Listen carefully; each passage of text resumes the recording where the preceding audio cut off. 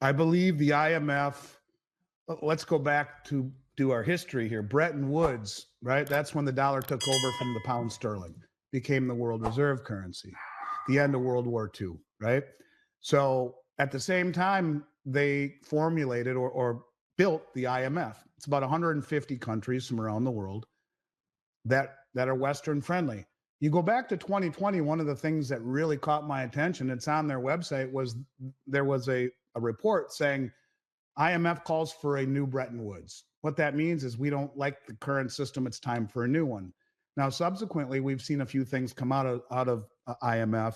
We've seen a report last year, and it was titled something to the extent "Gold as a international reserve currency, comma a barbarous relic no more?" question mark, thereby legitimizing gold's role in the world. And the head of the IMF, Kristalina Georgieva, just came out and said a central bank digital currency not pegged to something will be fiat. Now, what would be the logical thing to peg it to? How about the only other tier one reserve asset? And this is why I have said there will be a marriage between blockchain technology and commodities. The Russian finance minister, Glazniev, has said the same thing. That's what their BRICS currency will be. It will be pegged to a basket of commodities and a basket of currencies. What is the most logical commodity? Gold. And the way that you can do it without making it redeemable, because de Gaulle from France proved redeemable currencies redeem or convertible currencies convert. He drained all of the gold, held it, a lot of the gold, held it at the Treasury, and that's why Nixon closed the gold window. But if you have blockchain showing the immutability and veracity of the gold being held on the system, on the ledger, and have it audited independently continuously, you have something that will inspire trust and confidence. What I'm getting at is I believe the IMF will issue what's called special drawing rights, which is usually it's pieces of currency from all the member countries that combine, or the big ones. But this time I think it will be a digital currency pegged to gold. And I think that is how they would try and combat this massive shift away from the dollar or from the West into the BRICS currency. So that is what I do believe. I think there will be a West currency and an East currency. The West will be by the IMF and the East by the BRICS. And that's a very, very astute question he's asking there. And I do think it will emanate from the IMF. And if you follow the crumbs they're laying at our feet, well, they're talking about gold not being a barbarous relic, and they're talking about a CBDC needs to be pegged to something. And what did the BIS say? Well, yeah, gold is the only other tier one reserve asset. According to Andy Schekman, the IMF is signaling a major shift in global finance. In a report from 2020, the IMF called for a new Bretton Woods system, hinting dissatisfaction with the current dollar-dominated structure. Schekman suggests the IMF may introduce a digital currency pegged to gold to restore trust and stability. This new system could be based on blockchain technology, ensuring transparency and immutability. The shift would create a Western currency backed by the IMF and an Eastern counterpart by the BRICS nations. Put it all together, to me, there is no other logical outcome than to peg gold to a new system using blockchain so that you don't have to be able to walk into a bank and exchange like this. There's a $20 gold certificate in the bottom. It says, instead, where the new ones say payable to, or in God we trust, this one says payable to the bearer on demand in gold coin. And you could exchange this for a $20 gold coin back in 1933. They won't make it convertible, but they will make it immutable on a blockchain. And I don't think they'll go one to one. Even if you took 10 or 20% of every new currency unit and pegged it to gold at a fixed price, why then you have that immutability. You can never go past that. You have it. You can see that and validate it on the blockchain. And if you do it the right way with auditing and transparency, you now have a system that can be trusted versus one that is completely and totally opaque, where, you know, a lot of people believe that the treasury market is massively rehypothecated as well, where they sell treasuries over and over and over and over and over and over and over again, the same one. You know, so look, when you can print money, you can do that kind of shit. But that's what blockchain technology and gold would offer to a system that wouldn't have to be necessarily convertible. Continuing the discussion, Andy Schekman highlights the importance of gold in uncertain economic times. Reflecting on historical events, he explains that holding gold can provide stability and potential gains when fiat currencies are devalued. In 2023, central banks bought record amounts of gold, signaling its enduring value. Shechtman cautions against the risks of fiat currencies and counterparty liabilities, suggesting that gold offers a safer alternative. While he acknowledges the role of cryptocurrencies, he emphasizes that central banks prefer hard commodities. As financial systems evolve, understanding and holding tangible assets like gold could be crucial. Well, the what if I questions, don't man, know. they're impossible to answer, but let's just go back to 33 in that example.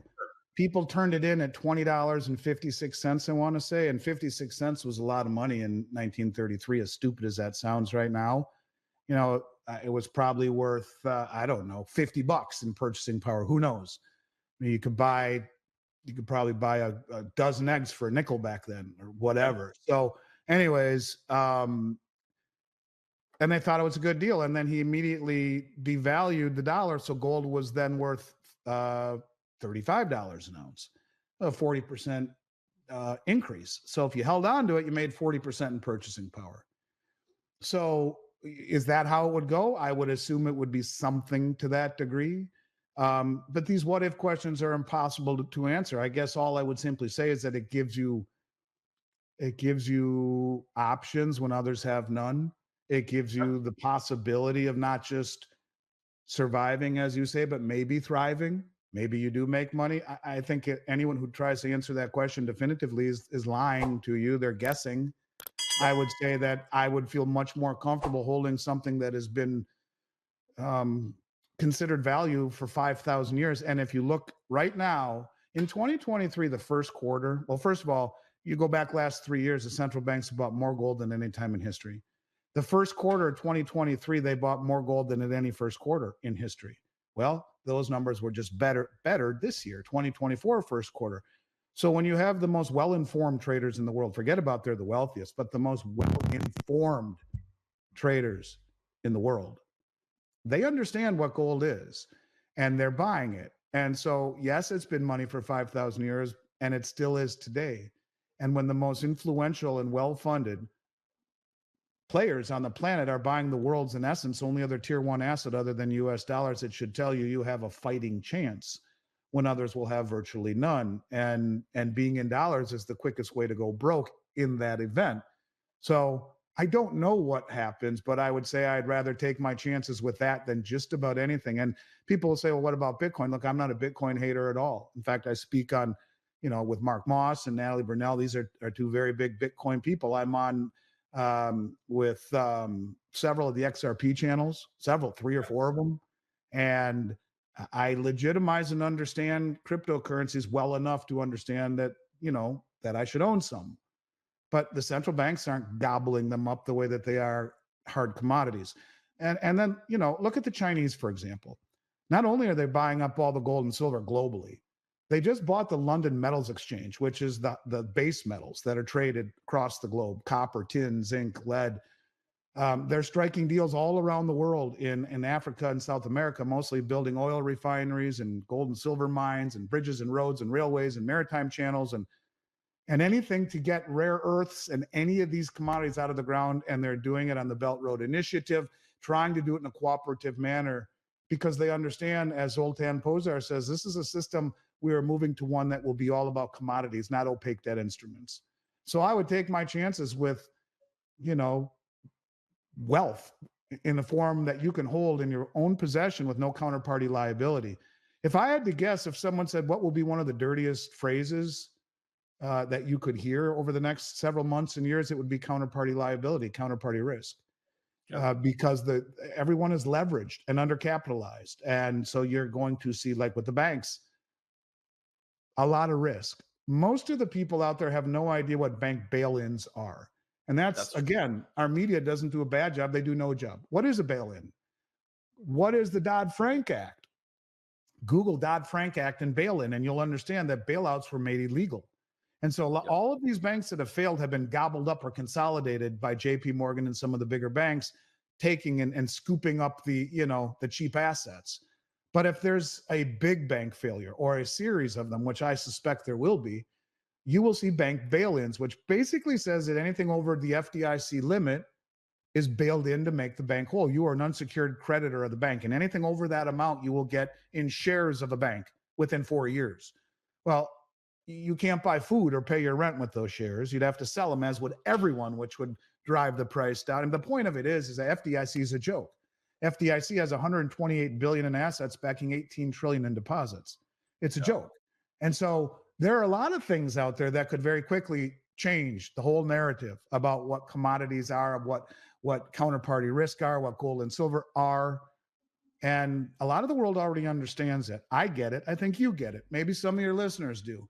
But a lot of people out there have no idea, and they look about becoming wealthy by buying silver and becoming wealthy by buying gold in this reset environment. And that's the wrong way to look at it, in my opinion. Thanks for watching. Today, Andy Schectman discussed the IMF's call for a new Bretton Woods system and the potential resurgence of gold as a reserve asset.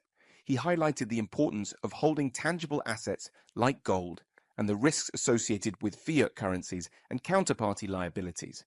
We also touched on China's strategic moves to secure commodities. If you found this valuable, please like, share, and subscribe. We'd love to hear your thoughts, so leave a comment below.